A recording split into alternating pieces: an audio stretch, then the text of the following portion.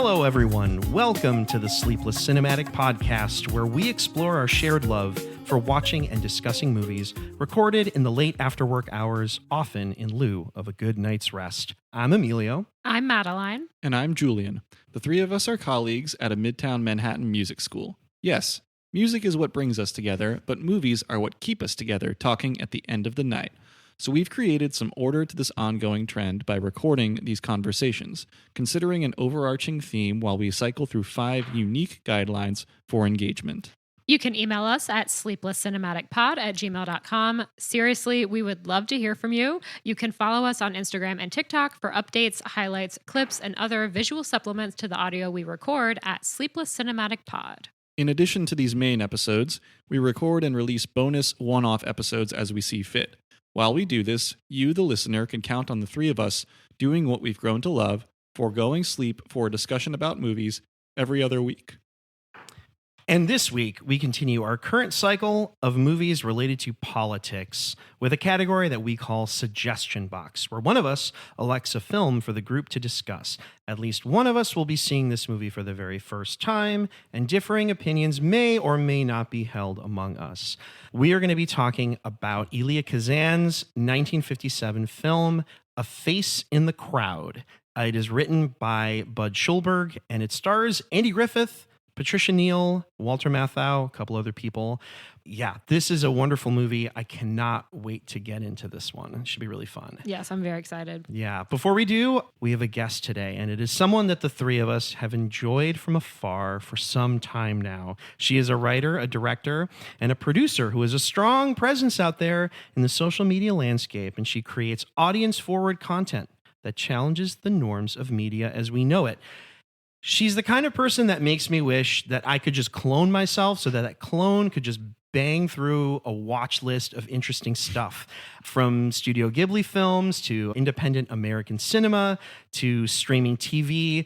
She has got you covered with incredible insights and wonderful perspectives. It is our pleasure to welcome Maggie Hill to the Sleepless Cinematic Podcast. Oh my gosh, Welcome. that made me sound so professional. Oh my He's gosh. so good at these.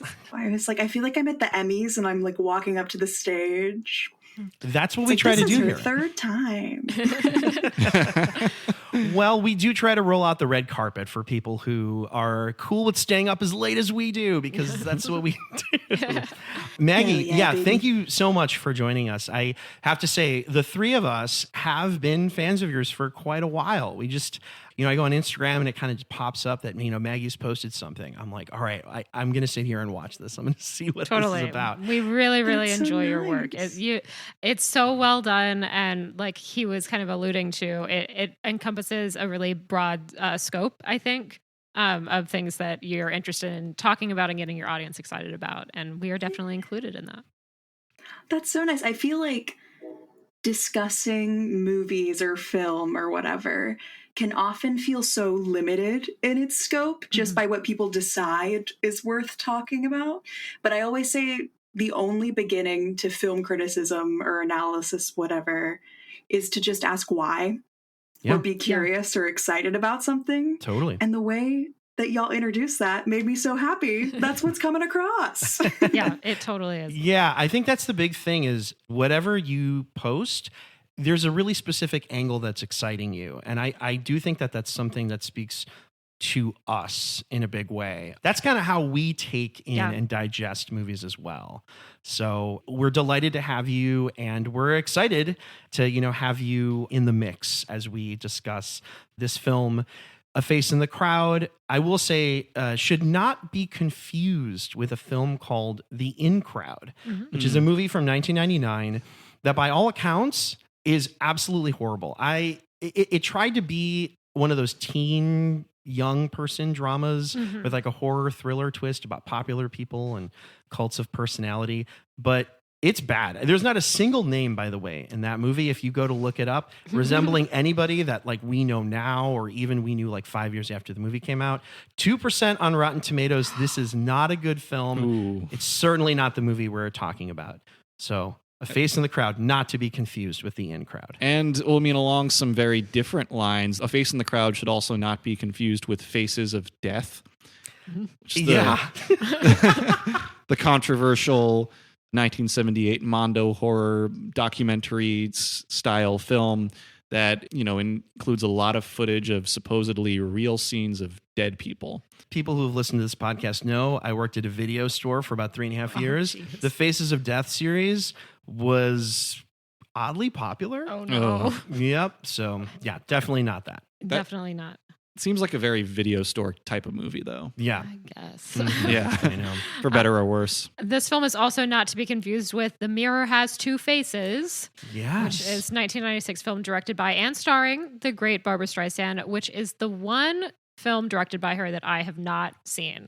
So I cannot speak to this film. I think I've only seen Yentl. I've seen Yentl, Okay. and I've seen I forget. She only has 3. Okay. And I cannot remember the name Prince of of the other Tides. one. Oh, Yes, Prince of yes, Tides. I've Good seen one. Prince of Yeah. Tides. I haven't seen. I've seen kind of nothing with Barbara Streisand, actually. You have got to fix that. I would say Yentl for sure. Yeah. That's Yentl's a a good one. great time. Yeah. Mandy Patinkin. yeah. Oh, yeah. Crushing it. Young Mandy Patinkin too. So Closest thing I've seen to her in a movie is that scene in Licorice Pizza when Bradley Cooper just keeps saying her name over and over again. Barbara Streisand. that's right.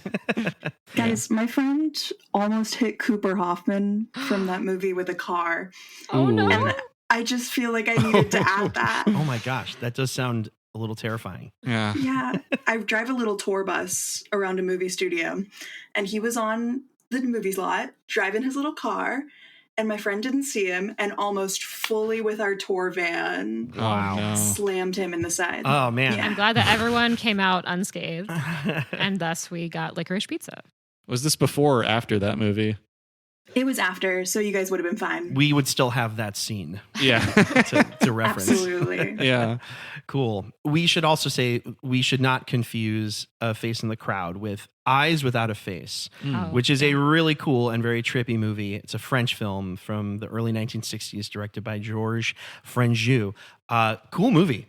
Came out around the same time as the movie we're talking about today, but this is not to be confused with A Face in the Crowd. Yeah, and I do have to say, A Face in the Crowd is not to be confused with a film called Faces in the Crowd, which I was not familiar with. This film came out in 2011 and stars Mila Jovovich as a woman living with face blindness who survives a serial killer attack, and I guess thus cannot identify the serial killer Oh my. and is now scared of everyone in the world who is potentially going to kill her. That's the understanding that I had from reading this synopsis. That sounds like a really elaborate setup Yeah. to create like a woman in peril. Yeah. Oh man. And this film should also not be confused with The Face on the Milk Carton, which is a young adult novel that I read in middle school. I remember it being for young adult literature. It's pretty compelling and it stuck with me clearly. Is it fiction or It's nonfiction? fiction. Okay. Yeah. Okay, Not to be nothing. confused.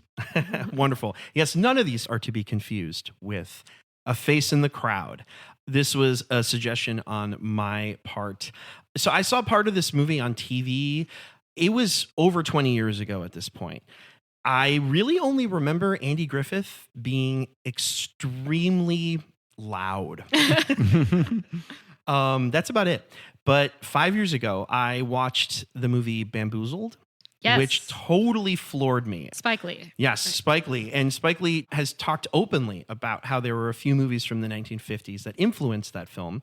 Movies that he claimed had the quote unquote crystal ball about the future of media, politics, and mass persuasion. And one of those movies was A Face in the Crowd. So I was like, oh, I gotta dig that movie back up again. And I saw it and I could not stop thinking about this Yeah. movie for days. Fair. It totally gave me that buzz that you get when you've just seen a great work of art and it's just like refracting in your brain over and over again. And you feel kind of changed in the moment. I think most viewers these days won't help but see comparisons to entertainers like Ronald Reagan or Arnold Schwarzenegger and yes, Donald Trump, when you think about what happens in this film and the rise of its main character, Lonesome Rhodes. But I think if you go a step further, I think what this movie seems to really lay the blueprint for is how we got to this moment in time where the line between entertainment and politics feels as blurry as it's ever been. I mean, how TV, has this incredible power to influence and how sound bites and slogans kind of have more weight than a conversation about policy, and how respectability is like way in the back seat, and certainly not what Americans are prioritizing in their leaders anymore. And I think that was the crystal ball that Spike Lee was talking about. And that's the way that this movie seems, and the way that this movie seems to land those bigger themes so accurately, along with just having a fantastic script and amazing magnetic performances, and also some really nice directorial touches.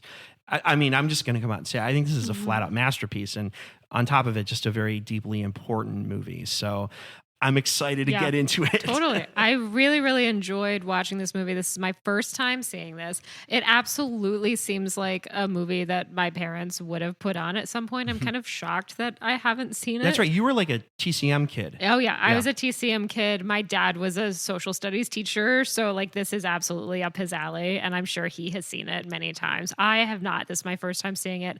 It really, really connected with me. I'm so excited to talk about it.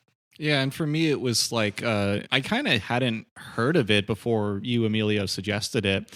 I mean, I had heard of a lot of the people involved in it, whether it was Elia Kazan or Andy Griffith specifically, but I wasn't really aware of this movie. And I mean, it comes up when you like look a little bit into the history of it that it was a flop when it came out. It was critically successful, but audiences just were not going out to see it. In spite of the successes that like Kazan had with On the Waterfront just a few years before, or like with A Streetcar Named Desire a few years before that. Popularly, it still kind of doesn't get its due, and that's part of why I hadn't seen it until just earlier this week. Yeah. Maggie, how about you? Had you seen this movie before? I had never heard of it. I had a blast. The only thing I knew about it from just like looking at Wikipedia was Andy Griffith. And the only thing I knew about Andy Griffith was from watching old episodes of the Andy Griffith Show in the 50s primetime diner at Disney World. So that was so my specific entrance point. But I loved it. And then I did immediately watch coverage of the debate right afterwards. So it was a really weird experience of seeing how those two kind of crossed over with each other and became the same thing in my mind. Oh, yeah. Which was really interesting. For sure. Yeah, we've been talking it up. Julian, what happens in A Face in the Crowd?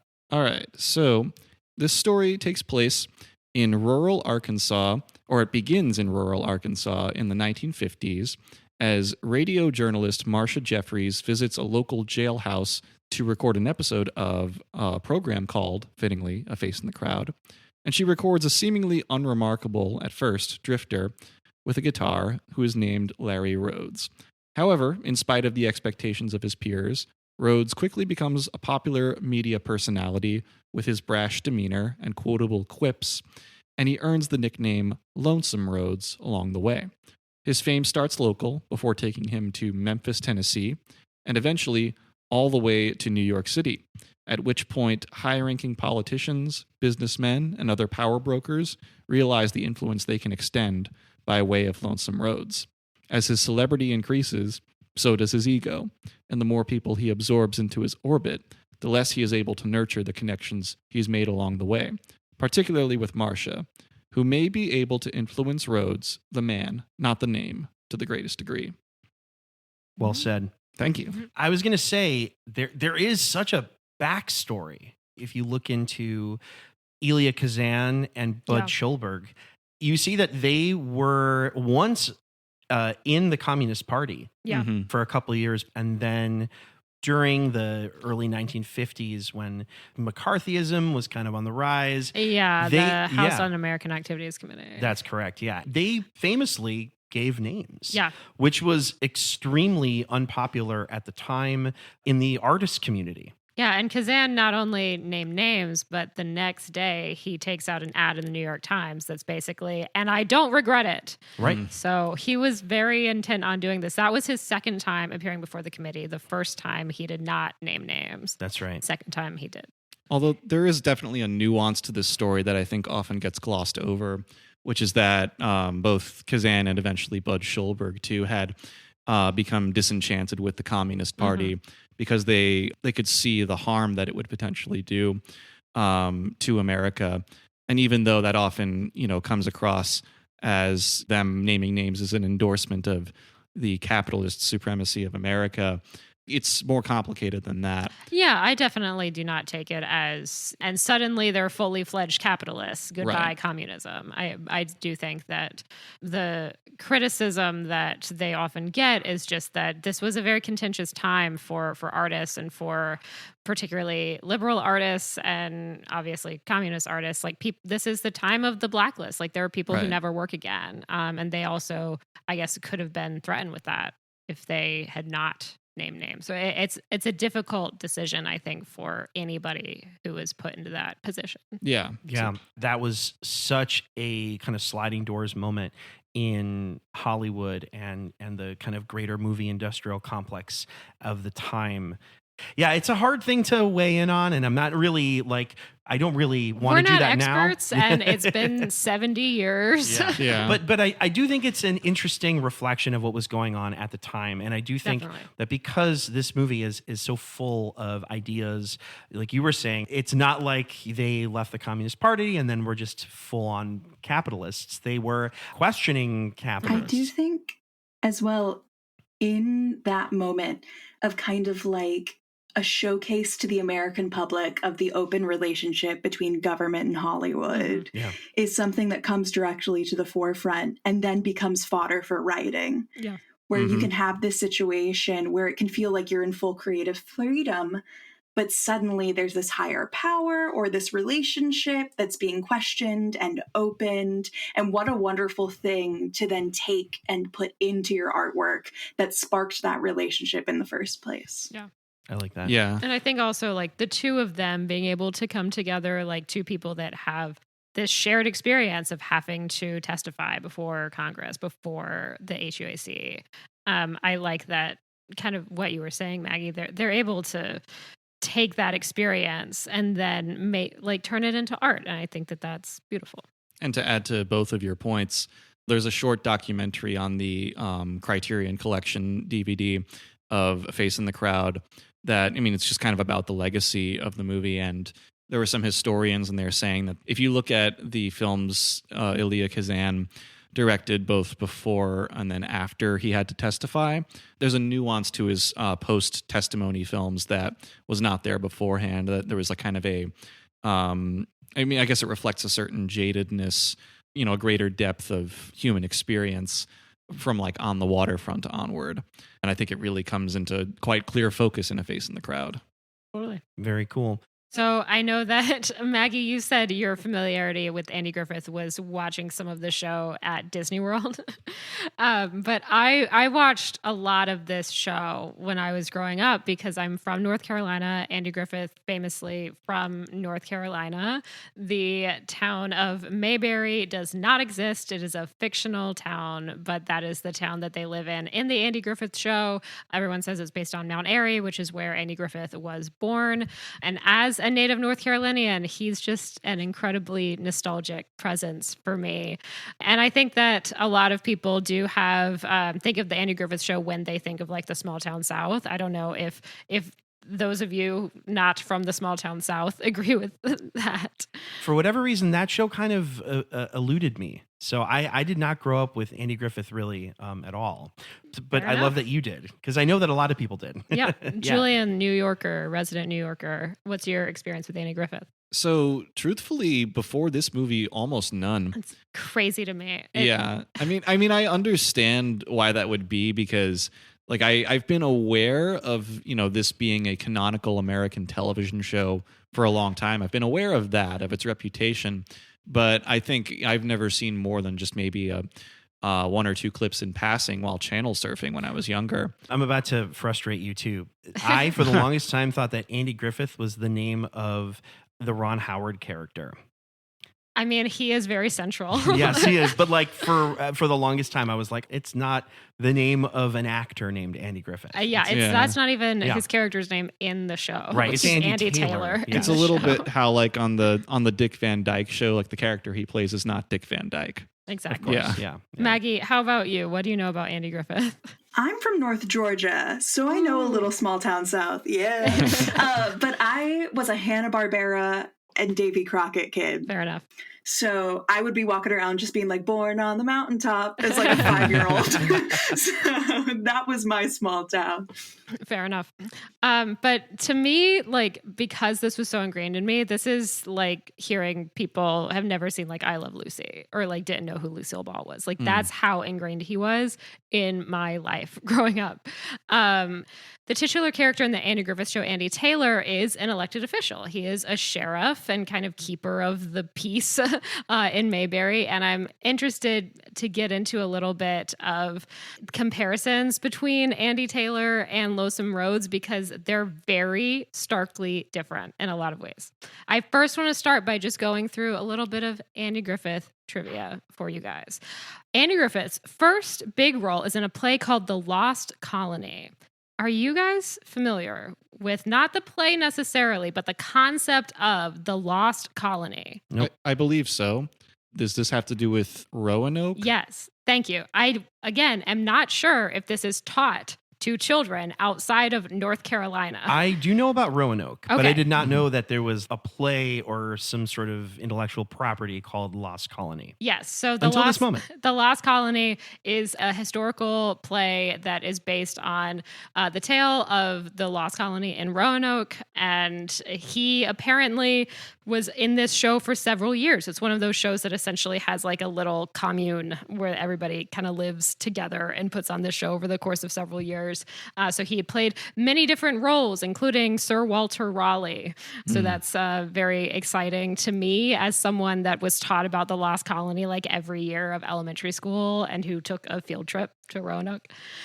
He also studied music at UNC Carolina.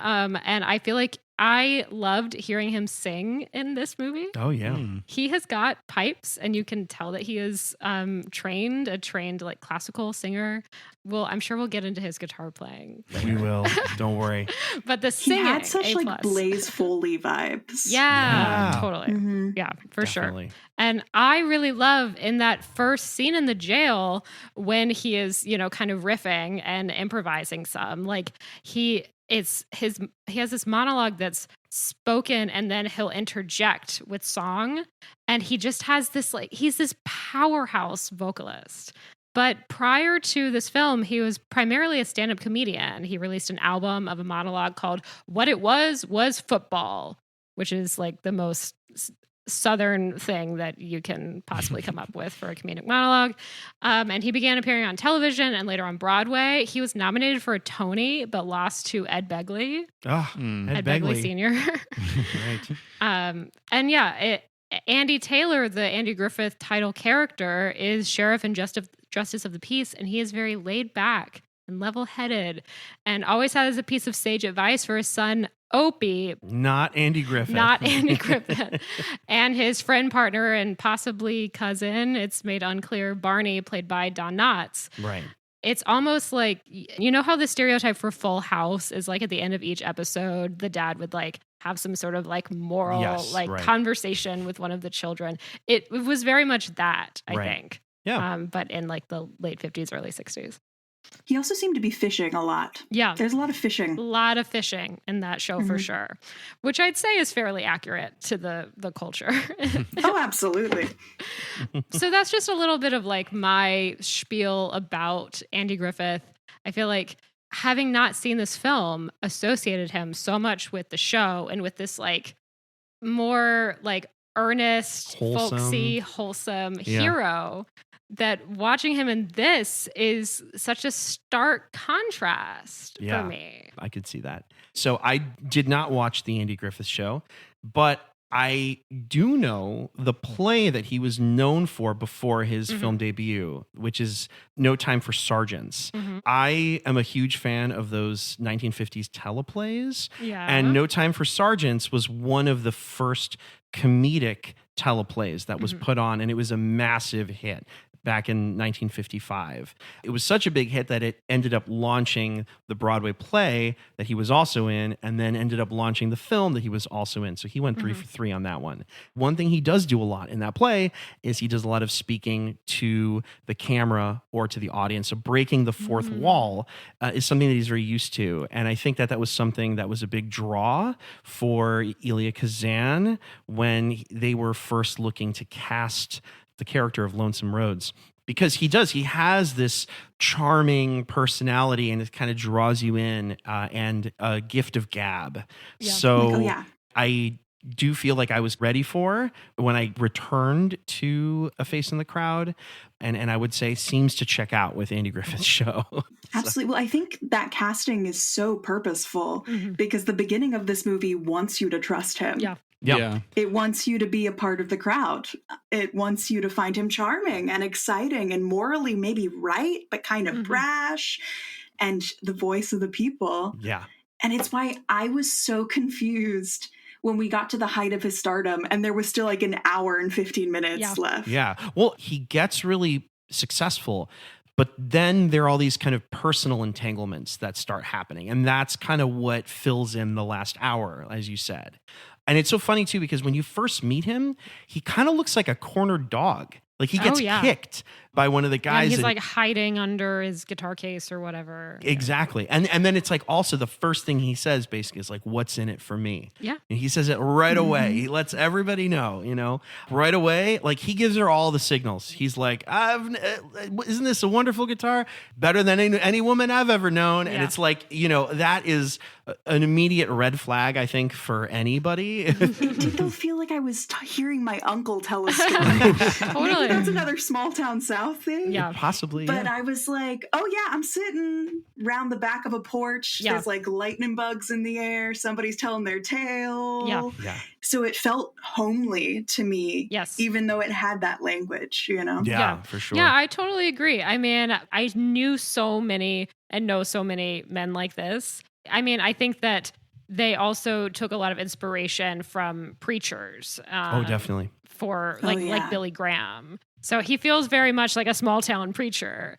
And a small town preacher can really like have a lot of power in like the kind of cult like language that they can manage to spew out. And he definitely, I think, encompasses that. Yeah. And then Bud Schulberg had some acquaintance with Will Rogers in the years leading up to the film as well, which definitely influenced the portrayal of Lonesome Rhodes.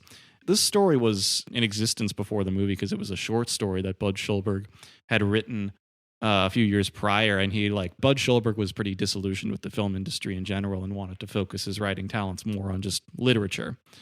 And so, I mean, these are some of the forces that play into this version of Lonesome Rhodes that we see on screen. The very first moment you see him, he's not particularly likable, but it doesn't take very long before you see, okay, he's kind of a nice guy. And, nice guy with a lot of asterisks, but yeah, for sure. Like, a nice presenting guy.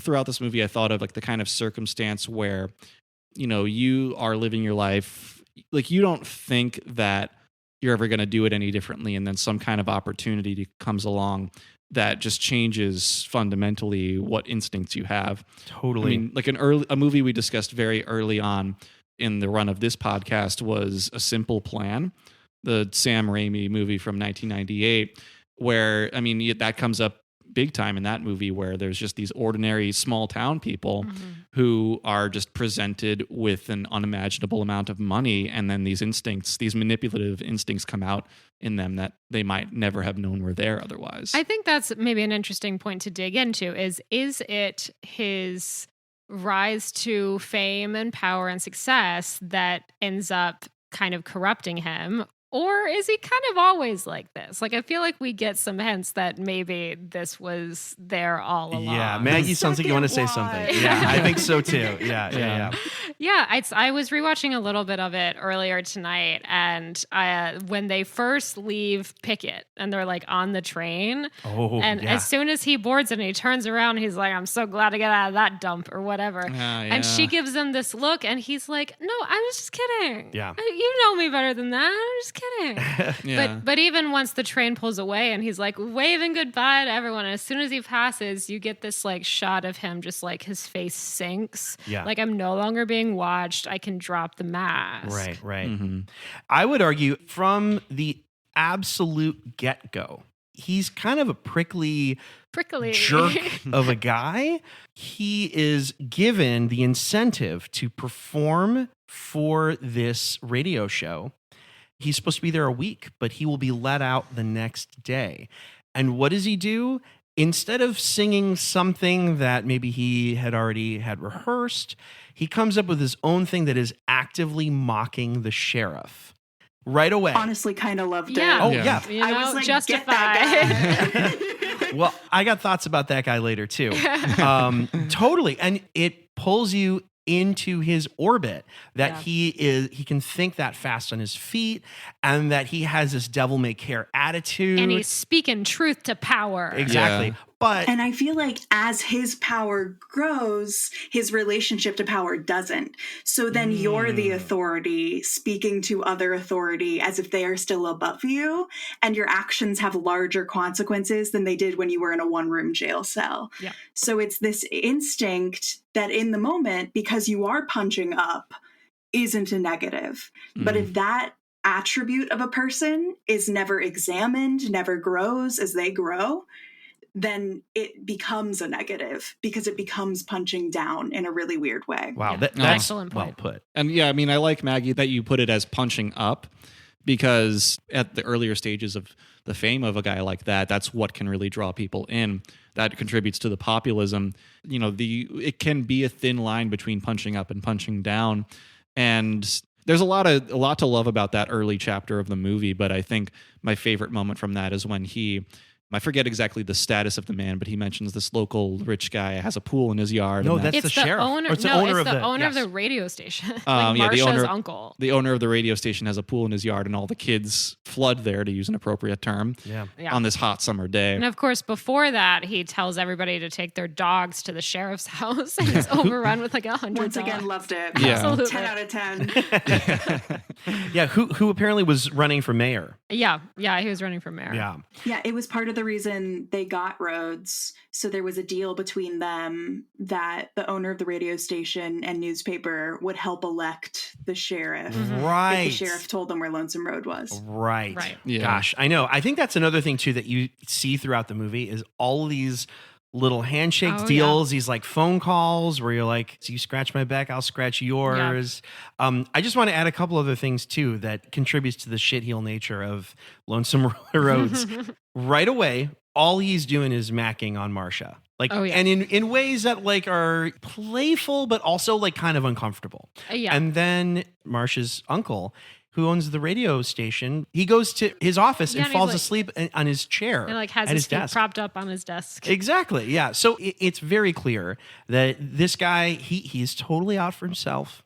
And so you see how fame only magnifies that quality in him. Early on at that stage, I mean, yes, you do see the selfishness in Lonesome Rhodes as a character, but I think, you know, when it's that early on, you sort of think, yeah, it's not a good trait, but it's not that different from a lot of other people around him. Maybe that also contributes to him seeming like a commoner. It's also before his narrative shift. Right. Totally. So it's before he starts admitting he's lied. So it's when we, the audience, are still like, oh, he's a small town guy from Riddle. He's not used to all this. He doesn't know what's going on. Yeah. Right. Yeah. And so it contributes to our viewpoint of him. Totally. And to your earlier point, at this point, he is punching up. Like I want him to be nice to Marsha and to maybe not hit on her in such sexually explicit ways. But, you know, if he's ribbing on the sheriff guy running for mayor and like the owner of the radio station who also owns a newspaper, it's like, I'm like, yeah, go Lonesome. Yes. I think early on, it is seen as like a heroic personality Totally. trait. Yeah. And, you know, when he's on the radio, he's speaking to a lot of like housewives. And that's kind of his rise to power is he is actually, I think, spouting some pretty progressive feminist ideas at this point. But what we do not know, and I think we can safely assume by the end of the film, is like, well, this is calculated, Absolutely. right? Like if what he said about his past to Marsha is true, we can assume he's just aware of some of these things from having grown up with a single mother and with no father. And so he's at least informed about these issues. Whether or not he actually believes in what he's, you know, presenting on the radio, I think, you know, we do not know early on in the film. Yeah. And the way he talks about his relationship to his mother gives really big incel energy, where it's kind of that thing of like, my mom was a slut, so my life sucks. Totally. and all sorts of things that she has like this, or he has this resentment for. Yeah. That he's spinning toward the positive, but are sitting in the back of his head as this anger. Right. And I think he's trying to garner some amount of pity from Marcia with this as well. Yeah. I was also going to say, too, very early on in his burgeoning radio personality career, he drops that line where he's like, oh, you housewives, all your husbands think, all you do is just, run some water over a dish and that and whatnot. And at kind of a similar moment when he makes the move to Memphis, he brings the black woman who I guess she lost her home in a fire or something. Like 7 kids. Yes, he brings her on to be like, there's nothing we can't do when we let the best parts of ourselves show, right? And he drops this aphorism and you're like, oh man, like how that's so wonderful. And it's like, okay, Andy Griffith show. Exactly, right. That's where we see Andy Taylor. Yeah. And then like Mel at this point has been introduced, Walter Matthau's character. Right. And he says to Marcia, like, oh, like him bringing a black woman onto television, like that's incredibly progressive for Memphis. When he first sees him, he's brought into him too. Yeah, totally. Absolutely. He's very charming. Yeah. Yeah, and this kind of makes me think of, like, in preparation for this recording, I was listening to a podcast, I believe it was called Uncanny Cinema, where they had an episode about a face in the crowd, and the real world connection they were drawing with Lonesome Rhodes was with a lot of talk show hosts, who there's a number of examples of talk show hosts who have presented this very pleasant version of themselves on the air, only to be revealed to be jerks off screen. And they cited examples like Rosie O'Donnell, Ellen DeGeneres. And I mean, this comes after that episode came out, but like more recently, there's been things about Jimmy Fallon. Yeah, Fallon. I think there's also a connection, another North Carolina native, Mr. Beast. The idea of virtue signaling with the content that you're making and hiding behind minorities or underprivileged peoples and using that almost as a shield for your own personality or your own actions. I think there's definitely something there too. Right. Yeah. And then later in the movie, as Lonesome Rhodes is gradually elevated to the status of basically being a political advisor, he's making these suggestions for a campaign, like have a dog be there, something like that. You need a nickname. You need a nickname. All these things, like as surface level as they are, these are the things that get people's attention.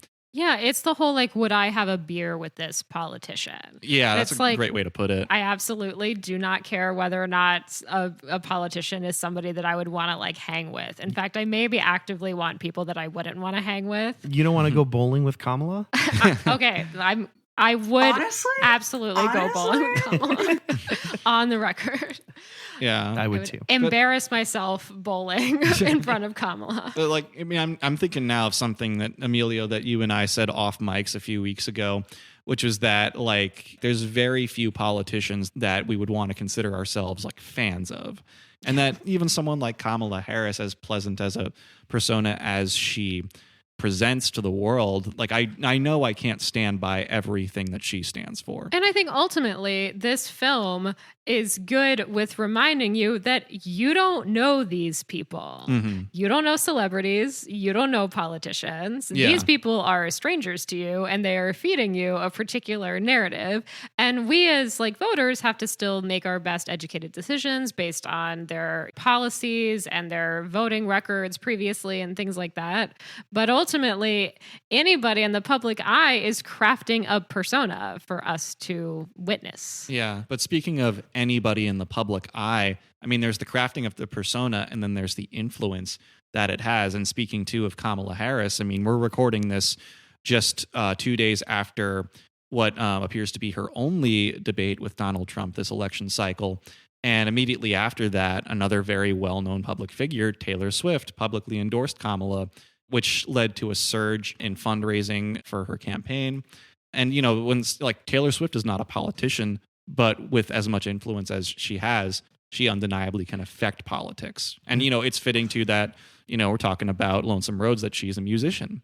That was the big thing that I took away from this. Yeah. I was like, oh, Taylor Swift, Lonesome Rhodes. Yeah, I had written down the question of like, who is our Lonesome Rhodes? And it's Taylor Swift. I hadn't really thought about it yet, but yeah, yes. it hit me like the general says, hey, we need 35 million votes. a sign of the times, and then Lonesome says, I get 65 million viewers a night. And that's where you go, oh yeah, aligning yourself with this guy could actually move the needle. I was curious because we were kind of all suggesting this a little bit. Are we still rooting Lonesome Rhodes on when he has that interaction with Senator Fuller? That comes at a very crucial moment. That's probably the most powerful he is in the film.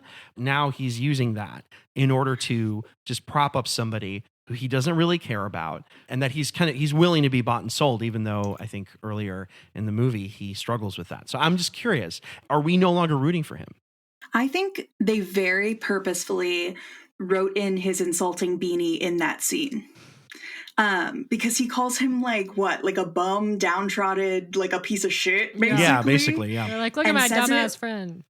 Yes, with the most truthful tone he has used this entire time. Mm-hmm. Yeah. For someone that has been abandoned by him, come back and is standing by him. Yeah, he literally leaves Beanie on the street at the beginning of the film. Yeah. Absolutely. And I think it's so purposeful that they throw that interpersonal moment into this wider plot moment so that you're getting kind of that audience turn even one step further on the dial towards not liking Rhodes. Right. I think that's a good point. To the extent that I was ever rooting for Lonesome Rhodes, it was always at a distance. Yeah. And I think that at that level, there are people who will do that. It kind of just doesn't matter what their affiliation is. There's just a manipulative quality to it no matter what. Right. So I think that I already sensed him being that way. I mean, that's the thing I like about this movie and both movies that we've already talked about is when they forego any mention of political parties and show the universal truths of the so-called dirty game of politics. Right. That's something that A Face in the Crowd certainly does effectively as well. And this particular scene you pointed to is, I think, one of the great examples of that in the movie. The scene that you're referring to, does that happen before or after he gets married to Betty Lou? Oh, after. Because that's after. that's what I thought. I am not on his side at this point. Right. As soon Girl, she's 17. She is Yeah. 17. She's 17. As soon as he proposes to Marcia and then instead runs off and gets married to a 17-year-old, he has completely lost me at this point. Yeah, Mhm. I would agree with you. I think that moment, I definitely want to save time to talk about Marcia specifically, but holy cow, does she sell that moment? Yeah. Oh, it's so good. It's When they're so getting good. off the plane. When they're getting Yeah. off the plane and she pushes through the police guy. I'm and his she's fiance. yeah, and then suddenly it's heartbreaking. You know what? Yeah. You're absolutely right. I do think that's That's where when it's you I mean, even when he proposes to Marcia, I'm like, Marcia, don't do it. Marcia, you can do better. Girl, you gotta go. It doesn't have You to gotta be get Mel. out. You can have more options than just these two men. I promise there's other men. Yeah. But I think it's even before that, though, when you have the sense that Marcia is the only significant other in the picture, but then Lonesome Rhodes' former wife comes back in basically to demand money from the whole enterprise. That is an even earlier point where any amount of rooting for Lonesome Rhodes that I had was starting to dwindle then. Well, you say that we think Marcia's the only significant other, but I did not get that impression at all. We definitely see him with other women multiple times. I think even when he proposes to Marcia, he's with another woman that same night. he He's had like, I somebody get around. lonely. Yeah. He's lonesome alone. Exactly. Maybe we shouldn't say the only significant other, but the most significant Yeah, other. these others Yeah. aren't significant. The more significant others. Yes, yeah. A very small detail, and I know we'll get to little details later, but I was rewatching part of this a little bit before our conversation, and towards the beginning of the movie, when they're picking him up off the street, that's like, hey, we got a job for you back at the radio station, and there's a shot from behind him looking into the car, and there's writing on his shirt. Someone has written, and their handwriting is on his shirt, and I'm pretty sure it says "I love you." Oh. Written on his shirt in cute little handwriting. Lonesome, you So- dog. Just saying. He's got a past. I mean, I think the movie shows you right away who he is. So Yeah. So I while watching this movie, I mean, I think just in general, I have a tendency to think a lot about zeitgeist when I just watch kind of anything. Even if its influence has been less than it should be over time, there's still no denying that A Face in the Crowd is a very prescient film. For those, if you know, you know. And some people, like, say, Spike Lee, have made intentional reference to it with later works. But I thought of a lot of other movies that maybe didn't have this specific one on their mind, and nonetheless still rang to me as very, very similar. I'll put it to the group.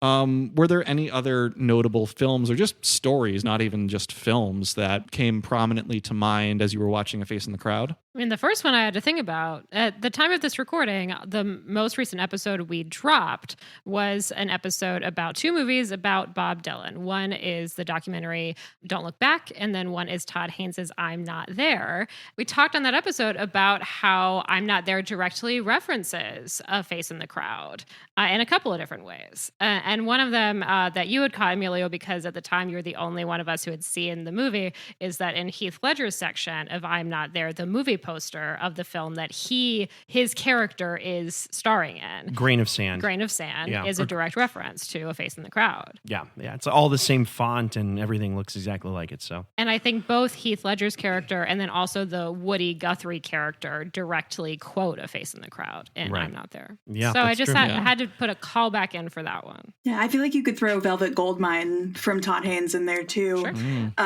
about the power of influence and the responsibility of influence and how it can shift the entirely livelihoods of people and how that then becomes your weight to carry.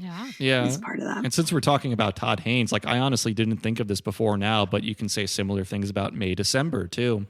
The way a nuanced figure is portrayed by the public and, often whittled down to something rather simplistic. Thinking of the Julianne Moore character in that movie, a much more complicated figure in real life. So that's maybe about someone who's less in quite the same position as Lonesome Rhodes, but someone who is still affected by the media machine nonetheless.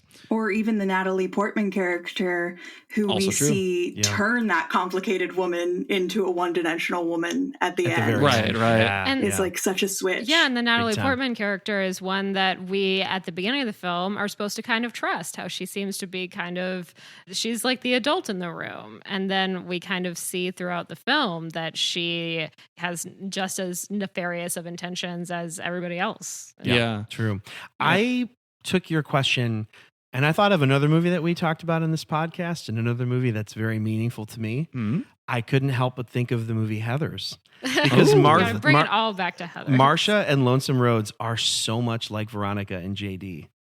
Because Veronica kind of has I see it. I mean, I can't help but think of the ending of A Face in the Crowd, very similar to the ending of Heathers, where she's like, you know what I want, babe? Cool guys like you out of my life. So Heathers is the one for me, always the one for me. Number one with a bullet. But I was thinking of Mice and Men, and I didn't really think of this movie as like a tragedy. But it kind of is. Yeah. And to me, Of Mice and Men is a very formative tragedy. It's George and Lenny, and Marsha is kind of like the George to Lonesome's Lenny in some way, because they do have this like mutually advantageous, symbiotic, codependent relationship. Mm-hmm. And the movie also ends in this way where the one who kind of has the kind of more traditional handle on moving through the world is the one who puts an end to the one that they have to look after. Mm-hmm. So I kind of went on this big spin where I was trying to think of other movies where like people have to kill their creations. That is literally what I was going to talk about. Yeah. Wow. Do it. Which is that I love connecting every movie I watch to Frankenstein. And this whole movie to me was about Marsha's ambition and her creation and her relationship to her creation. The fact that she's the only one that calls him Larry, he is losing grip on what that is and becoming this Lonesome Rhodes that she created, this creature and this sort of hollower man. Yeah. And it's all about her relationship with what she wrought on the world because she quote unquote like played God or whatever. Right. And how that sort of need for the destruction of the thing you made is so central to it. I love it. Brilliant. Yeah. On that same thread, I couldn't help but think of Jurassic Park. And that little moment where John Hammond takes that look back and he's a little bit like Marsha and Dr. Grant is like Mel, who's like, no. Yeah. we got to get out of here before you get sucked back in. Yeah. And that would make all the dinosaurs Lonesome Roads as a whole. Yeah. They need to play guitar with their little tiny raptor hands. Yep. Yeah. Yeah, They're all big and exciting, but they're ultimately too dangerous and volatile. In profit Jurassic from. Park, life finds a way, and a face in the crowd, media finds a way. Oh, that's true. I know. And you see it too towards the end. It's like they got someone in the wings, man. Yeah. Yeah. I'm just a little old country boy. Yep, absolutely. But yeah, one movie I found myself thinking of quite a bit while watching it was actually the Spike Jonze movie Her, which may sound like a strange connection at first, but where I saw the connection is the AI in that movie that Scarlett Johansson voices has a little bit, not the full arc, but a little bit of the Lonesome Roads arc in being this like a man-made creation that becomes sentient and then, has this initial partner that it seems to be devoted to, but then, just trails off and just kind of embraces all of the good things that it can encompass. But then the other connection that I thought of to that movie was that in Her, you have, I forget their exact names, but the Joaquin Phoenix and Amy Adams characters, the two real people who are brought closer by their mishaps with AI. And that made me think of Marsha and Mel in A Face in the Crowd. I think it's more that Marsha is made downtrodden by the situation. Mel is just kind of jaded the whole way through. But they do, find a more sincere connection in the wake of all this insincerity that's happening around them.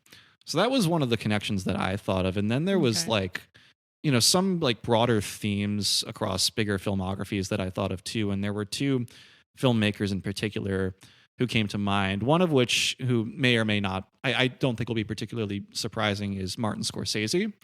Yeah, definitely. You see a similar tragic arc in a lot of his movies, albeit usually not with the connection to media.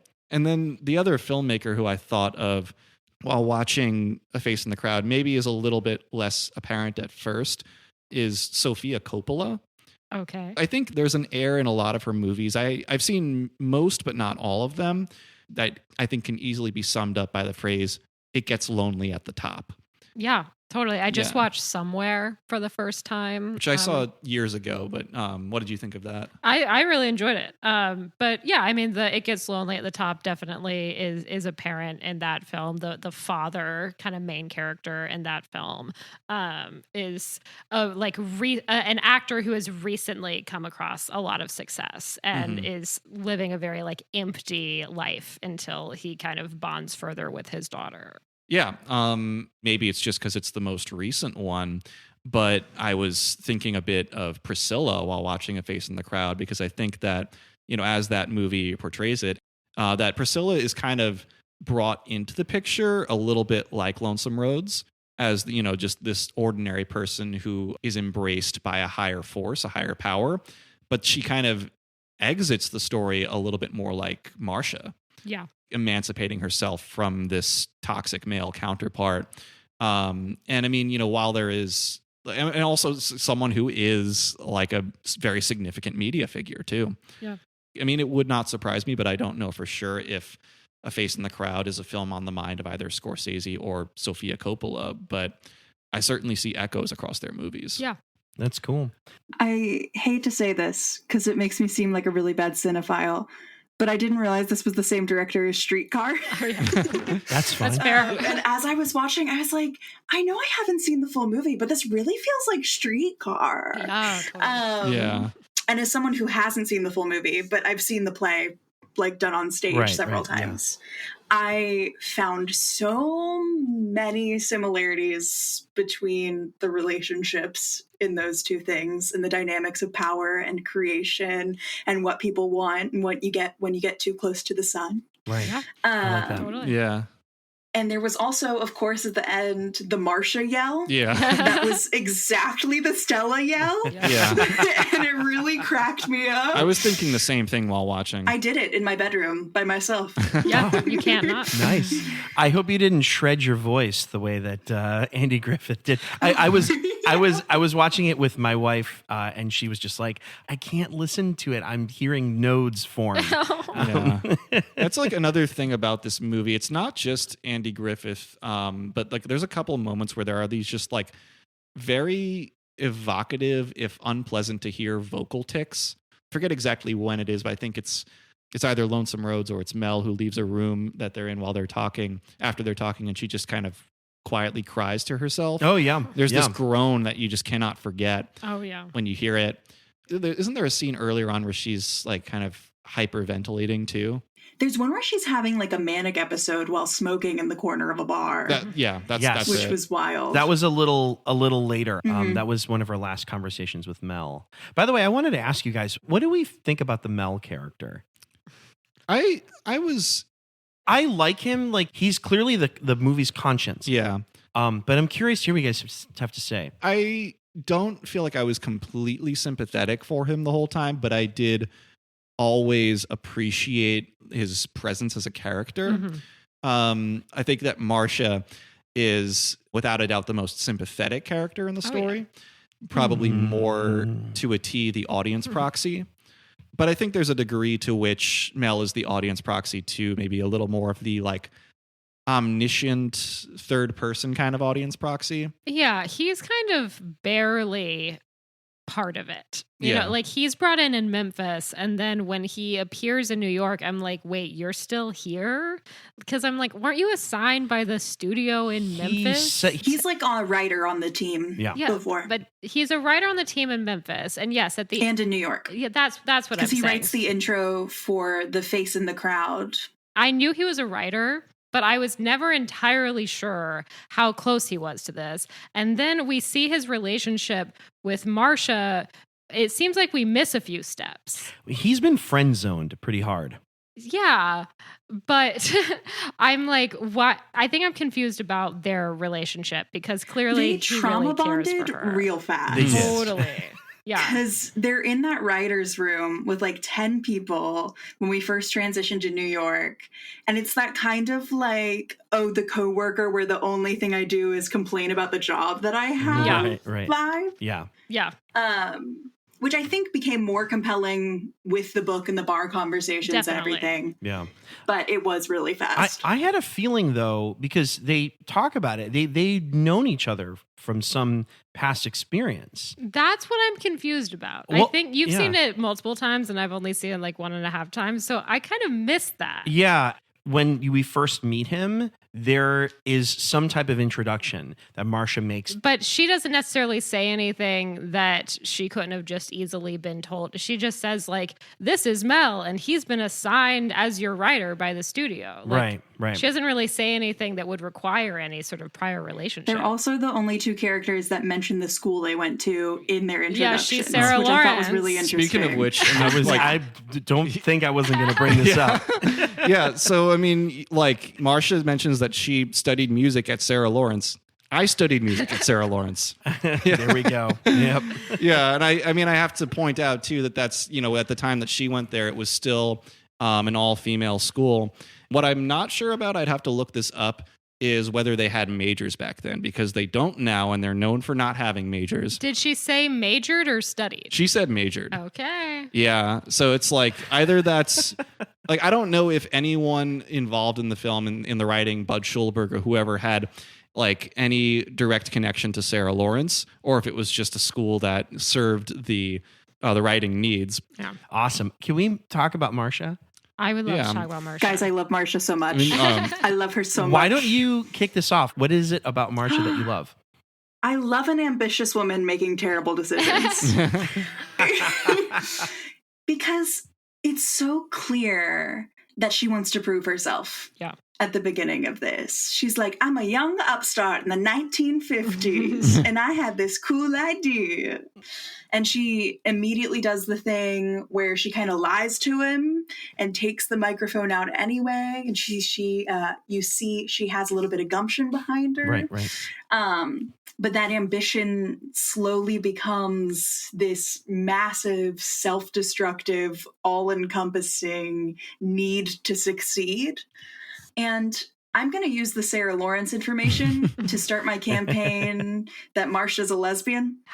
And that she is not falling in love with the man, Lonesome Rhodes. She's falling in love with her creation, Lonesome Rhodes. Got it. Okay. And one of the main reasons she can't leave him and kind of has this feeling of attraction is the attraction that you have to something that you've made or something that you are letting become you.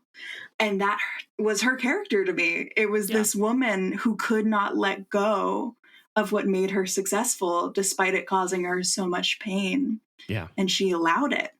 And that's fascinating. Yeah, same here. I find it really fascinating too. Totally. Okay. At the very beginning of the film, Marsha gets access to the jail. We've got to talk about this. We got to talk about this too. Yeah. I didn't realize this until this viewing. She gets access to that jail because she's letting the sheriff think that he's going to get to go out with her. Yeah. Because he references she's using her wiles this whole movie. She's Absolutely. using it the whole movie. Yeah. Because there's that scene at the bar. Yeah, when the sheriff sees her with Lonesome at the bar and he and Lonesome get into a fight because he's like, oh, you turned down my invitation to go out with this guy? Mm-hmm.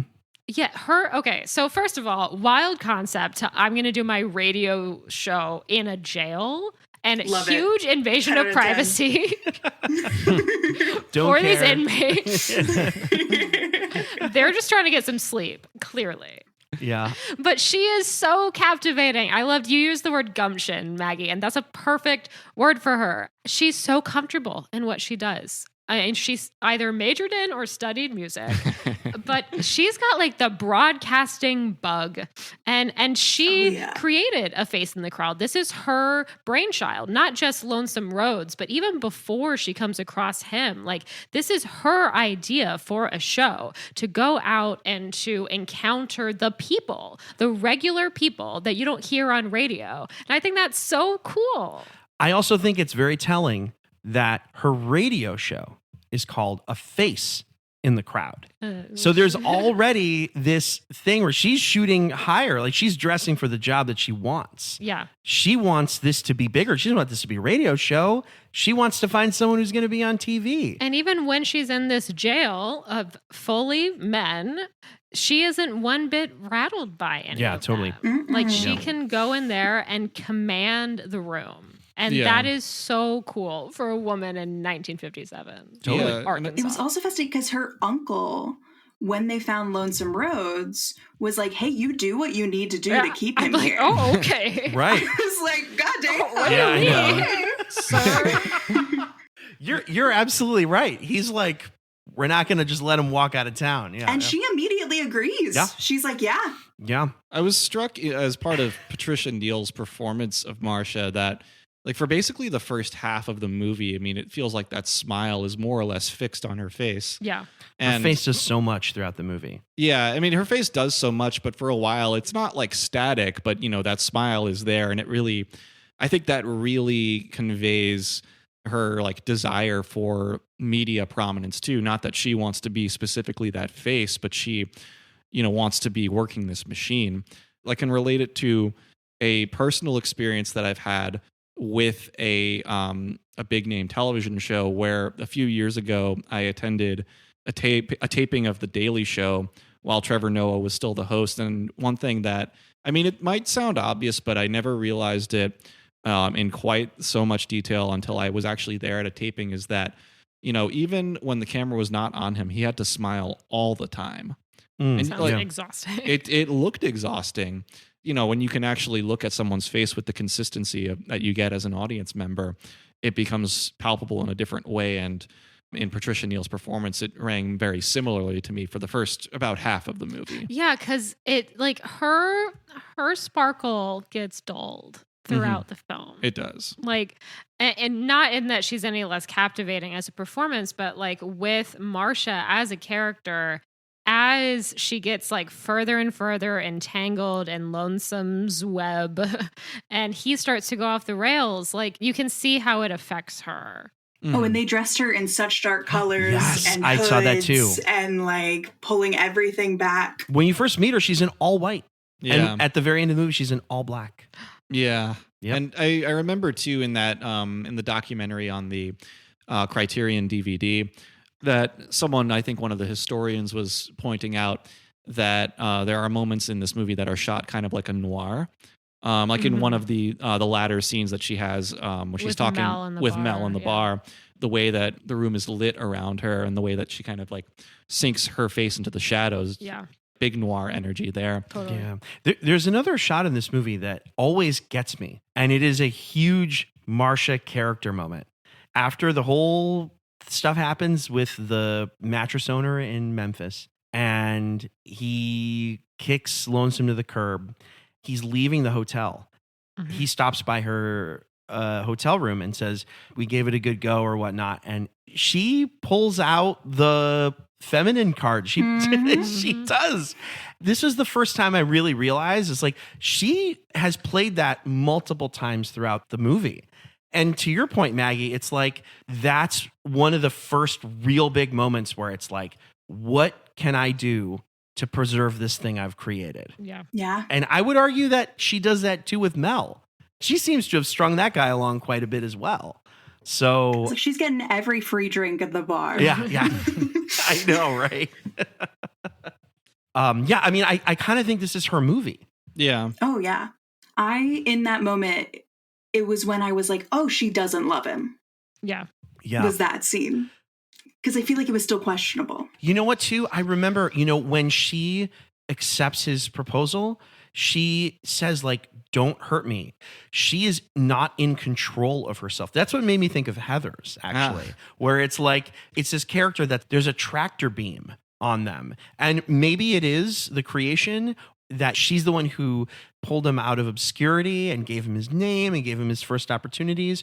Or maybe there's something about him physically or his character that she's actually drawn to on a sexual level, but she cannot control herself around him. Yeah. And so she's like, please don't abuse my trust at these very specific moments where he's asking things of her. Man, it's just so good. Yeah. Yeah. So good, man. And then she makes this choice that, is ultimately like, that it's the big moment at the end of the film where she is met with Mel and Mel gets to her. Like Mel's like, I'm writing a book about Lonesome and I guess like this whole experience. And you can tell that she's kind of holding information back from Mel. Like he doesn't really know how involved she still is. And she's not really fully letting on how involved she still is.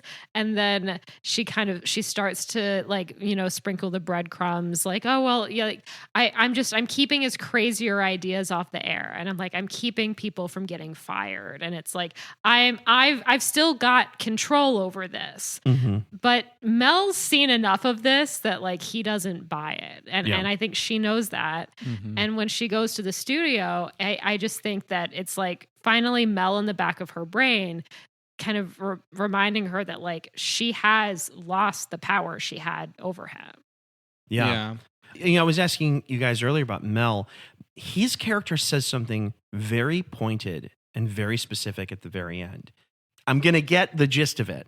When she's told him, I'm the one responsible for the sound gaff. And I'm telling you this because you're out of my life. And they're leaving, and she's like, oh my God, did I do the right thing? And he's calling, Marsha, he's doing all that. Yeah. I'm going to jump. You're right, he's going to jump. Mel tells her, he says, we're smarter than this. That's the power that we have. And that's why I was saying, it's like Mel feels like the conscience of this film. He's the one who's saying, anybody who's watching this movie and is realizing what's going on here and is taking in this message, you are just like me and Marsha. We're the smart ones. We're the ones who are not going to let the wool be pulled over our eyes. And I find that to be kind of didactic. I like it. It worked on me. I don't know. Well, it was when you said like the final words that Mel says. I mean, like I thought you were going to talk about the little sort of monologue that he gives Lonesome Rhodes when they're still up in that penthouse apartment. A really, really good monologue. Yeah, and he tells him like what I was the rest like, of Dougie, you need to learn this monologue. Yeah, when like he's basically laying out for him what the rest of his life is going to look like. I mean, I was thinking a lot during that scene of actually the end of Oppenheimer, with Albert Einstein. Yeah. The things that Oh, he's yeah. saying to Oppenheimer there, I mean, I think they rang very similarly, where he's basically saying that, they'll congratulate you and you'll have a position in this world, but it will not be for you. It will be for them. It's basically that, like, they'll keep you around, but your glory days are over. Right. All of the meaning of Mel as a character comes into focus there. But there's also like something a little bit like calculating about him too. Absolutely. And so that's a moment too where I think like I like do and don't feel sympathetic for him. Like I do appreciate his wisdom and his perspective, but I can understand why Lonesome Rhodes is so riled up there too. Like I wouldn't want to be spoken to that way.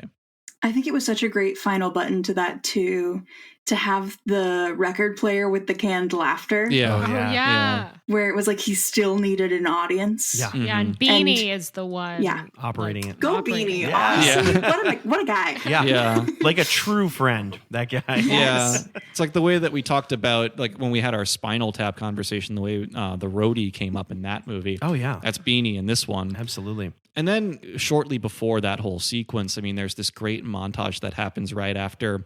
So after the climactic scene, when Marcia leaves the microphones on while Lonesome Rhodes is disparaging casually his audience, there's this great montage where you see him going down an elevator. Oh, I Oh, loved that. Yeah, So good. it was so good visually, as his prominence is Just crumbling. crumbling. Yeah, he'll like go in an down a few instant. floors, and then you'll see like scenes of people just like talking about what happened, and like, we can't watch him anymore. Oh, how could he say those things? And then it's back to the elevator, a few more floors. I love the just alternating Yeah. between those shots. Yeah, I mean the moment of that I keep coming back to is when Joey, who's been like this other kind of character, this sort of social climber trying to weasel his way up through the business the whole movie, he's arranging a deal with the person who is going to be the next Lonesome Rhodes. Yeah. Right. The replacement. Barry Mills, I think. Did you catch, I mean, it's not in the credits, but did you catch who plays that character? I did not. Rip Torn. Wow. Wow. Uncredited. I found it on Wikipedia. Thank you, Wikipedia. Wow. Yeah. Great. Yeah. Why don't we start talking about some of the things that we enjoyed? I mean, a big fan of the whole Vitajex aspect. Yeah. The appeal of the jingle.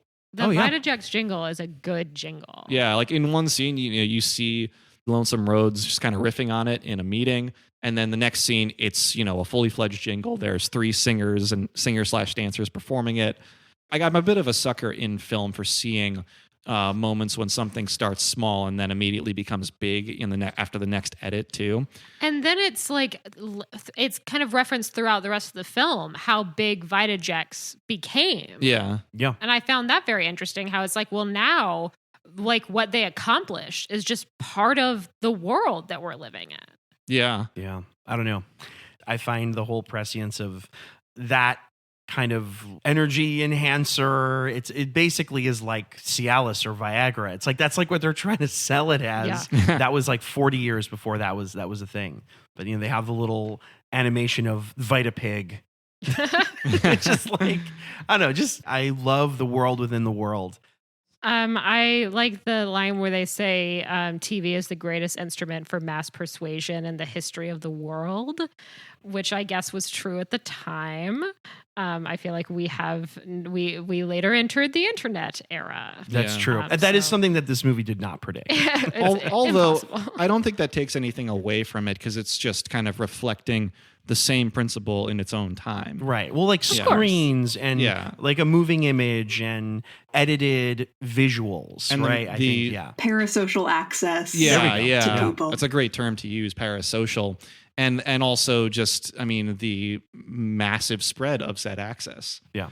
It's only accelerated since the movie came out. Totally. Can we talk about guitar playing accuracy? Ah, You yeah. can. That's, I mean, like, correct me if I'm missing any moments, but I think it looked like the camera cut away. It That's, did. That's Yeah. Thank you. the issue, I Yeah. think. And that's why he needs to get a low grade for this. He does. Because You could see his little hand though. You could. Just moving He's- up and he's down without strumming. strumming. He's It strumming. was so bad. Yeah. Yeah. and it's not really well timed either. Yeah. So and I think at one point you see him holding a C chord. What I'll say is Like- I've seen other photographs of Andy Griffith.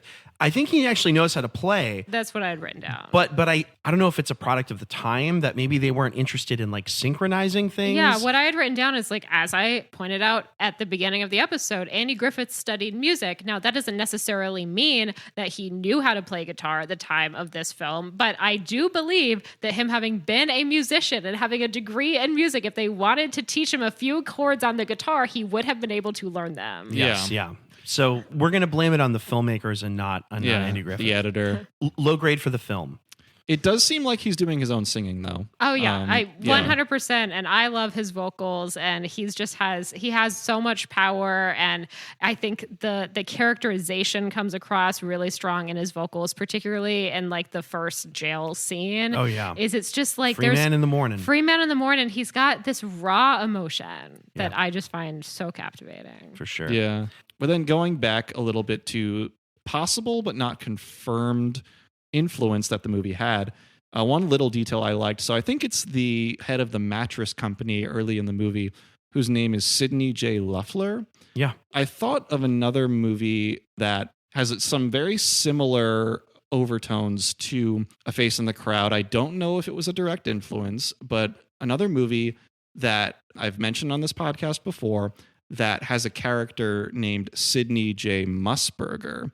And that film is The Hudsucker Proxy. Mm-hmm. Thank you. It's like, there it comes. Also about a hapless character who, in that case, sort of fails upwards into being more or less the head of this company and fictitiously invents the hula hoop.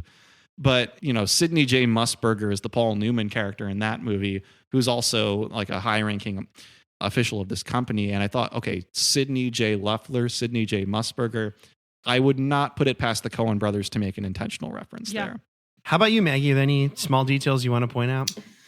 I am lightly obsessed with the young woman at the end when Marcia doesn't show up to work, and so the entire show falls apart. Yeah. And she's just holding like 12 million papers and sobbing and being like, I can't find her.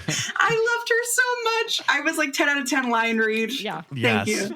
I love that. That's great. One other thing I thought of, I forget the exact scene when it comes up, but there's like a group of people somehow involved in the promotion of Lonesome Roads, and like someone uses the word influencer there, and that was a moment when I was like, oh, good job to this movie. Very, very prescient. Right. And it's like, that's when you remember that influencer, as much as it has a specific connotation now, that it has a meaning beyond that. What we experience in the now with that term is just a symptom of its greater meaning, and this movie absolutely taps into that. I was going to say that when I try to describe my job to people who aren't on the internet, I use cable television. Yeah. So I will describe myself as the person gathering an audience and then making my money as a professional from selling the eyes of that audience to advertisers. So it is such a similar thing. It's a very clear line to where it is today. Yeah, for sure. Well said. Do you guys know who Patricia Neal was married to at the time of the filming of this? No. Roald Dahl. Huh. What? Yes. Roald Dahl. Absolutely would not have guessed that in a million years. Totally. And I found this out because Elia Kazan was famously, he helped establish the Actors Studio and Lee Strasberg, the Method. He was really big into that. And he was somewhat of a method director. He very famously tread that line of emotional abuse in order to get performances he wanted. And before the movie started filming, Patricia Neal and Roald Dahl, they threw a party for a bunch of the principal people involved with the film at their apartment in New York. And Elia Kazan asked them to make Andy Griffith feel very small and to belittle him every chance they could. Mean. Because he wanted to, I guess, have him feel a little unnerved before he got into the film. And apparently everybody did it. And Andy Griffith apparently left that party pretty early. Yeah. Yeah, isn't that crazy? Band of brothers. Wow. I do think that this was done a lot more of in the past. And I think only recently have we come to a place where we look at behavior like this as not something that we excuse because of the great work that it might produce. That perhaps it's lazy on the part of a director to rely only on raw emotion. Yeah, possibly. I don't say it in a disparaging way, but I just say it as that it is part of the whole soup. It's just a guy who needs to be nicer to Andy Griffith. I think so. Yeah. Although Andy Griffith speaks very, very highly of Elia Kazan. Yeah, he seems to be a huge fan. I mean, Andy Griffith, both in the making of this film and I think kind of throughout his career, it comes to be known as actually a fairly like ornery, like unpleasant presence. And everybody that I feel like just like, again, being from North Carolina, I would occasionally hear stories of people being like, yeah, I did meet Andy Griffith once and he was a huge asshole. So perhaps that's so sad. Experiences like this lead to a person behaving like that in their life, maybe. Possibly. Yeah, and it seemed in like that documentary on the Criterion DVD that like Andy Griffith was knowing of the problematic details of Elia Kazan's directing style. I mean, of course, he lived it, but he was like, he expressed an understanding like, I know this is problematic, but he seemed to embrace it anyway in sort of a whatever serves the art mentality. Yeah. It's fine for him if he felt that way, but of course, as time has gone on, that's not the kind of thing that we want to see anymore or hear about. I mean, in saying hear about it, I'm realizing that the media element comes in again because like, sadly, I'm sure there's plenty of cases where that still happens, but we don't know because either the media is unaware of it or willfully suppresses it. Yep. Totally. Any other things we want to bring up? Great lighting on Patricia Neal's face every time. Yeah. There was, speaking of noirs we did earlier, one shot of her looking up where she had just the light over her eyes and the tasteful shadow on the rest of her face. And it ruled. She looks like a porcelain doll. Yes, absolutely. Yeah. Yeah, and I think like if it were in my power at all, I probably would have given her an Oscar for that performance. Yeah, I Really mean, I don't know what stuff. she was up against this year. Her face has to do so much Yeah. for like a good half of the film. Mhm. And one of the moments I do remember too, we were talking about that scene where they take the train to Memphis. I couldn't remember if it's her grandmother or an aunt that tells her, take care of him and take care of yourself. And she doesn't say anything, but her face just kind of goes, oh, right, take care of myself. Again, it's just more foreshadowing of just how challenged she's going to be at every stage of this film. So yeah, I agree. Great stuff from Patricia Neal. Totally. Are we ready to move into Unlikely Shared Universe? I think so. I think so too. Who wants to start? I'll start if you guys want. Sure. Okay, cool. So obviously we find out by the end of this film that Lonesome Rhodes has really blown his career because of this gaffe in the studio. And as Walter Matthau's Mel character states very clearly, it will most likely never be the same for him. And when we leave the film, he is in the throes of despair. And so Larry Rhodes retreats back to a much simpler life. Now, he's made a lot of money because he's got these jingles and he's actually been smarter than we think about saving his money. And I also think that after all this happens, he's not giving money to his ex-wife.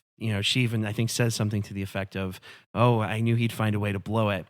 And so he's able to hold on to this chunk of money. And so what he does is he lives a much simpler life. And because he's brought a lot of negative attention to himself, he changes his name to Joe and takes that money and he puts it into a diner. And at this diner, there is a waitress there who decides that she's going to bake a bunch of pies that are all themed around things that are happening in her life. And he takes kindly to her and is happy to eat any of the pies that she decides she wants to make. This is what happens to Lonesome Rhodes. He ends up just retreating for a while and just puts his money in the restaurant business. All right. Yeah. Any thoughts? This is Waitress. This is Waitress. I was singing the musical in my head. Wonderful. Great. I've never seen it. I had no idea. That's okay. Yep. That's the only other movie besides No Time for Sergeants I've seen that has Andy Griffith in it. That's like 50 years later, right? 50 years? 2007? 2007, really. Yeah. Cool. I Yeah. love that. Good for Larry. Good for Larry, yeah. He's figured things out. He's mellowed in his old age. I can go next. Sure. So we've talked about Mel in this film, played by Walter Matthau, and he clearly cares for Marcia, but I don't think their relationship is built to last. As you said, Maggie, they have trauma bonded, but that is not always a good foundation for a long-term relationship. So I believe ultimately they will be driven apart. And we don't know much about his background, but Vanderbilt is a prestigious and expensive university. So I am just theorizing that perhaps he comes from an incredibly wealthy family, possibly. So I think if he does not successfully sell his book, he may go running back to his family, begging for money. They take pity on him and decide to fund his new lavish lifestyle in New York City. And what do you know? 15 years pass and the money well dries up. So he runs to his uncle and begs him for more money. His uncle says, "No, I have had enough of your debauchery, and I suggest you find yourself a rich wife." But Mel at this point has very little desire to actually spend his life with another person. So he hatches a plan to find a rich wife, marry her, and then kill her. So he happens upon a shy, awkward, but incredibly wealthy botany professor. And I guess we shall see if she will make it out of this relationship unscathed, or will she perhaps help him turn over a new leaf? I'm going to guess this is called A New Leaf. This is A New Leaf. Is anyone familiar with the movie A New Leaf? I'm not, No. although when you were setting it up, I was like, oh, this is Hello, Dolly. No. And for a moment, it was but like it could be. wants to find himself a wife. And Yeah. But A New Leaf directed by Elaine May. oh, yes. Yeah. Okay. Okay. And also starring Elaine May. She is Cool. the wealthy botany heiress.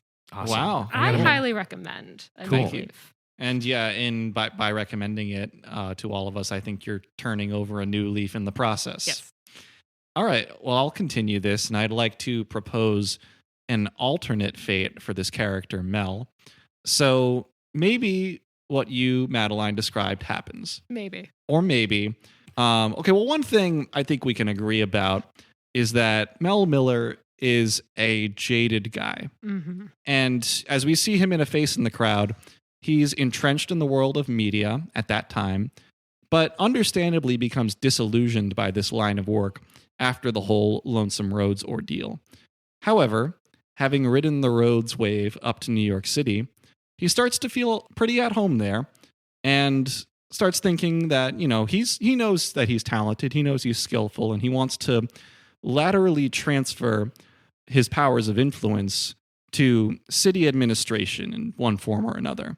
Yeah. And so to shed any visible connection to Lonesome Roads and this whole ordeal and his media life beforehand, he drops his former name and assumes the new moniker Zachary Garber, and eventually finds himself, as he searches for work within city administration, he finds himself ranking quite high in the transit police.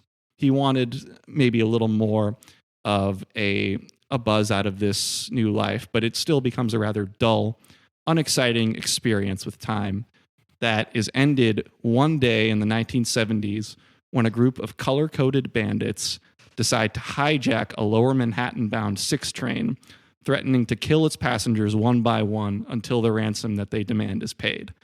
It's only in these dire circumstances that it becomes clear that Zachary Garber, as we now know him, is just the right man for fending off this organized assault, bringing these passengers to safety, and then courteously responding to one bandit's chronic sneezing with a routine Gesundheit in the process.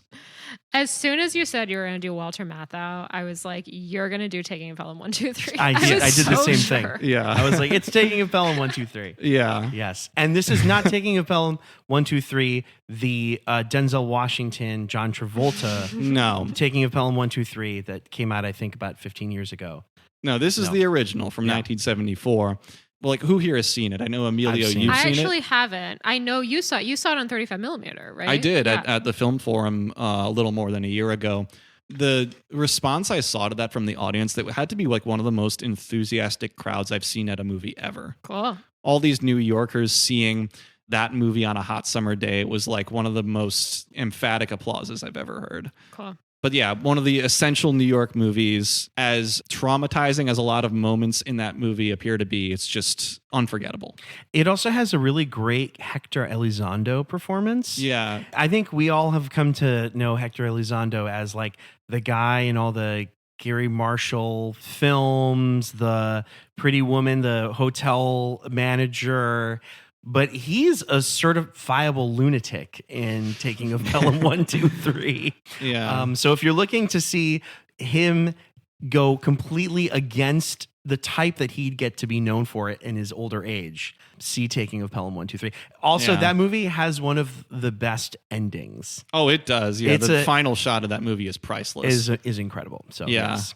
Wonderful. Well, thanks for hanging tight on that, Maggie.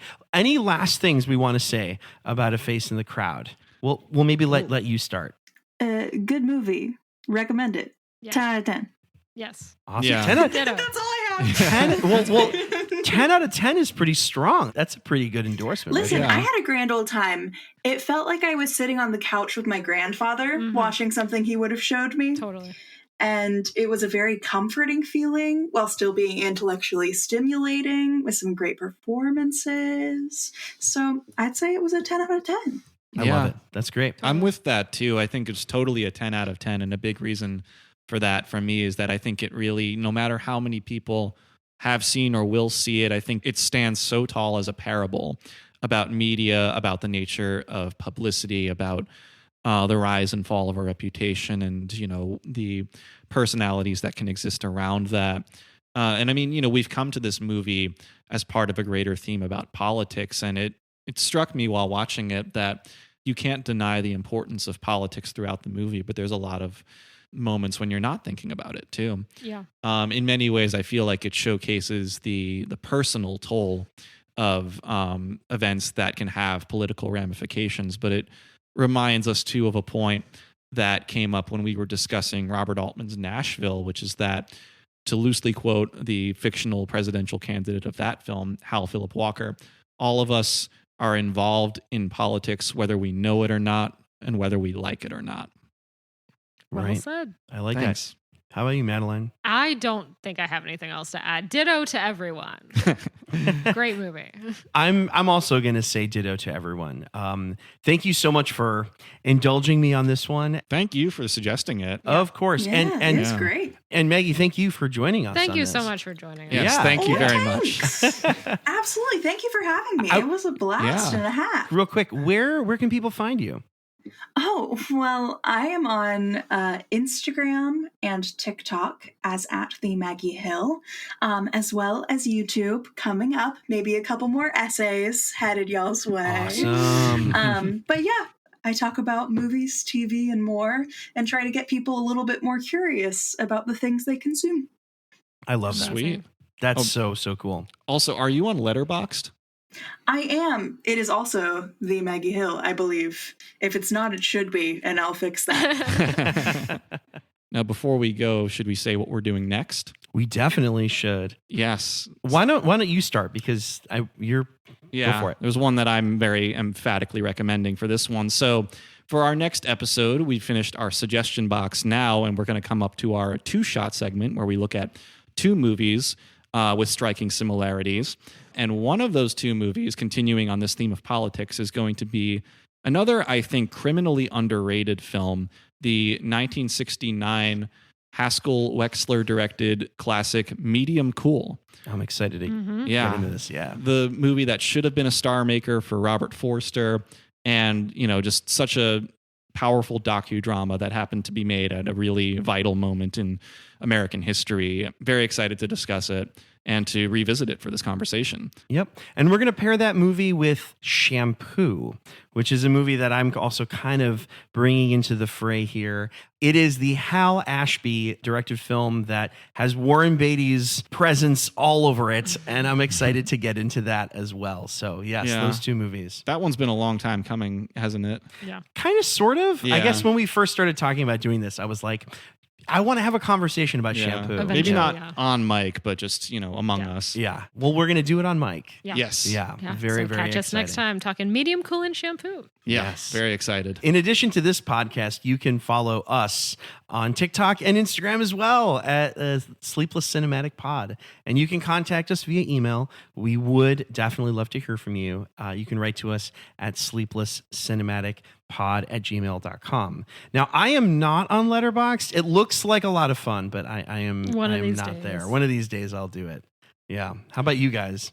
Well, I am there. You can follow me at, it's just a username form of my real name, Julian_Barthold. As of this recording, my Letterboxd is woefully not up to date, but hopefully that will be changed by the time this comes out. Yeah, I'm also a bit behind, but you can follow me, Madeline, at patronessofcats. And if you are listening to us for the first time, thank you so much for finding us. And if this is the second or third or 30th time you've listened to us, thank you for sticking around. We've really grown to love doing this, and it means the world to have our budding listenership grow. And if you haven't already, we'd ask you, return listener, to please write a positive review and rate us on your platform of choice. This is one of the best ways for new listeners to find us and help our podcast take its next steps. You can also keep it grassroots and tell a friend to tell a friend about the Sleepless Cinematic Podcast. That helps too. Maggie, thank you again. Thank you again. so Thank you. much. Yes, of course. Thank y'all. And thank you to the people listening. Yes, thank you for Yes, of listening, course. and good night, everyone.